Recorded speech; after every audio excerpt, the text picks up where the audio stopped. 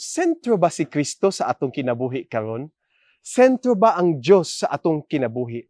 Kay kung kita moagig kalisod, adunay mga kabalaka ug mga kahadlok, kung si Kristo ang sentro, life becomes complete because Christ gives meaning diha sa taliwala sa kalisdanan.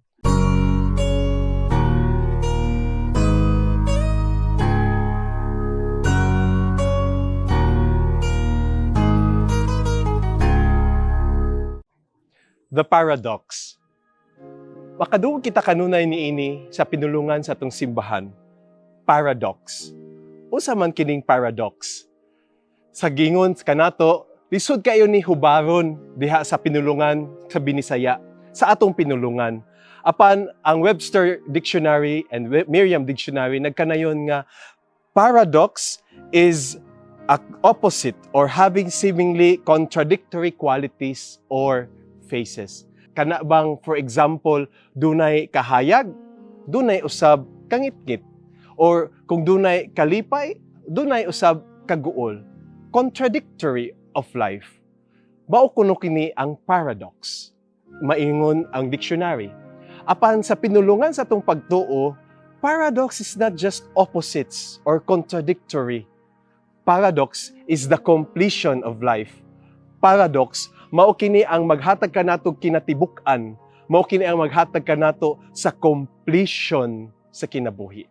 For example, adunay pagkatao, dunay usab gayud pagkamatayon. Or kung adunay kasalanan, aduna usab gayud grasya. Mao kini ang gisaysay kanato sa Pasko sa pagkabanhaw sa atong Ginoo. Nga ang pagkabanhaw sa Ginoo gahatag kanatong kaluwasan tungod sa kamatayon ni Kristo sa krus. The resurrection came because we have been saved by the cross. Mausab diha sa atong ebanghelyo karong adlaw, gisaysayan kita niining adlaw sa Pitsa-10 sa Mayo sa ebanghelyo ni San Juan nga giingon, maghilak kamo og maguol apan ang inyong kaguol mailisan sa kalipay. Or gihatagan kitag example, for example nga kung ang usa ka babayi gani manganak, magantos siya og masakitan, apan kung mugawas na ang bata, maghatag kini kaniyag kalipay. It's a paradox. It's a completion. Kaguol, pero adunay kalipay, tungod kay adunay kinabuhi. This is what Christian faith is all about. It's about completion.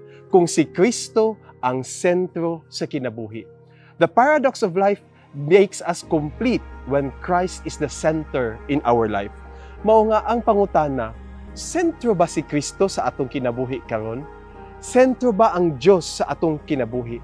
Kay kung kita moagig kalisod, adunay mga kabalaka ug mga kahadlok, kung si Kristo ang sentro, life becomes complete because Christ gives meaning diha sa taliwala sa kalisdanan. Busa mga igsuon pangayoon ta sa Dios nining adlaw. Lord, help me to make my life complete by being the center of my very life. Amen.